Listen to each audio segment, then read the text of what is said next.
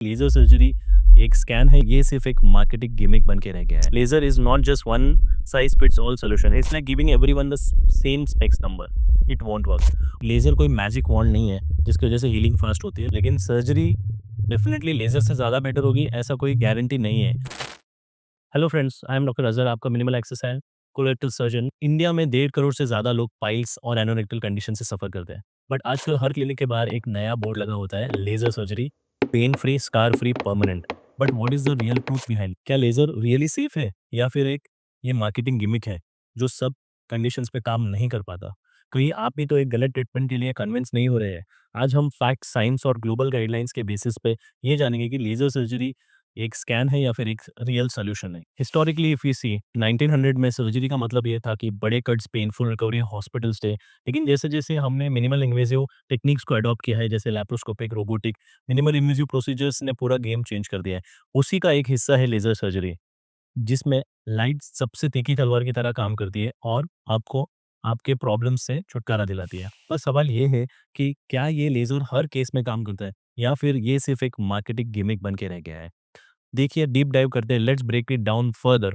Laser का full form है light amplification by stimulated emission of radiation.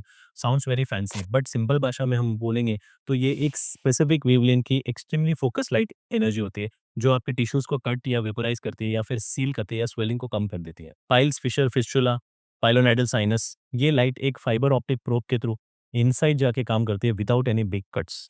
Minimal invasive, scar free और faster recovery. Sounds too good to be true, right? Let's go deeper. Factual data और sources बताते हैं कि grade 2 to 3 piles में laser haemorrhoidoplasty we can do along with haemorrhoidal artery ligation. Simple fistulas में we can do filac. Chronic anal fissures में we can use laser energy to do minimal damage to the sphincters.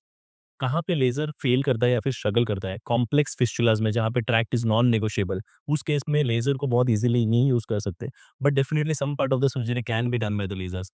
Grade 4 prolapsing piles, बहुत ही बड़े बड़े piles है जहाँ पे laser fail हो सकता है।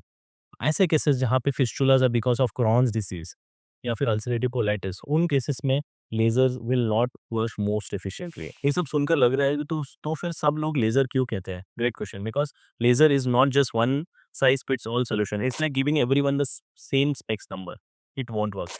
और सबसे बड़ा कंफ्यूजन ये है कि लेजर से परमानेंट क्योर हो जाता है। सी, लेजर से permanent cure doesn't depend, it depends on the type of the disease. अगर ये ऐसी डिसीज़ है जो क्योर होने के लायक है तो डेफिनिटली लेज़र से ये क्योर हो सकती है। It also depends upon the surgeon who is operating और उसका ट्रेनिंग लेवल कितना है, उसके ऊपर भी ज़्यादा डिपेंड करता है। And also depends on the process of the disease, वो डिसीज़ प्रोसेस कैसा है। जैसे क्रॉन्स अल्सर्स या क्रॉन्स फिस्टुलास होते हैं, it is not very easily treatable with any modality. Forget about laser. Post op care अच्छी होनी चाहिए, सर्जन में अच्छी ट्रेनिंग होनी चाहिए या फिर पेशेंट ने पोस्ट ऑप प्रॉपर प्रिकॉशंस लेने चाहिए so that the disease will not recur, तभी ही रिजल्ट्स पॉजिटिव आएगा। Otherwise just using laser will not give you any permanent cure. अगर हम ग्लोबली देखेंगे तो यूरोप और यूएस में भी लेजर का जो यूज है वो लिमिटेड है। एएससीआरएस के गाइडलाइंस रिकमेंड करते हैं laser for very selective and early stage cases. India में प्राइवेट क्लिनिक्स में बहुत सारा एग्रेसिव मार्केटिंग हो जाती है because there are higher cost involve, there is excessive marketing, there is no cut, patient friendly और excessively fast recovery, terms which have been used along with the use of laser. But without proper training, without proper uh, indications, the laser will not help you that much. So इस video से हम लोग क्या conclusion निकाल सकते हैं कि laser एक स्कैल्पल की तरह काम करता है। लेजर कोई मैजिक वॉन्ड नहीं है जिसकी वजह से हीलिंग फास्ट होती है। लेजर मिनिमली इन्वेसिव प्रोक्टोलॉजी को सपोर्ट करता है, लेकिन सर्जरी डेफिनेटली लेजर से ज़्यादा बेटर होगी ऐसा कोई गारंटी नहीं है। It helps in decrease lateral spread of the energy and improve recovery, but it is not pain free. Pain free लिखा हुआ बोर्ड देखकर ट्रीटमेंट मत कराओ। हर ट्रीटमेंट बॉडी और कंडीशन के हिसाब से चूज करो। अगर रॉन्ग रेट में लेजर कर दिया तो प्रॉब्लम्स ज़्यादा बढ़ सकते हैं rather देन इम्प्रूवमेंट, और उसके अलावा एक्सेसिव कॉस्ट लगने के चांसेस भी है या फिर कॉम्प्लिकेशन के भी चांसेस हैं। अगले 5 साल में इंडिया में लेजर्स के अडॉप्शन और भी बढ़ने वाला है, लेकिन साथ ही डिमांड भी होगी ट्रेन प्रोक्टोलॉजिस्ट की, पेशेंट अवेयरनेस की और गाइडलाइन बेस्ड प्रैक्टिस की।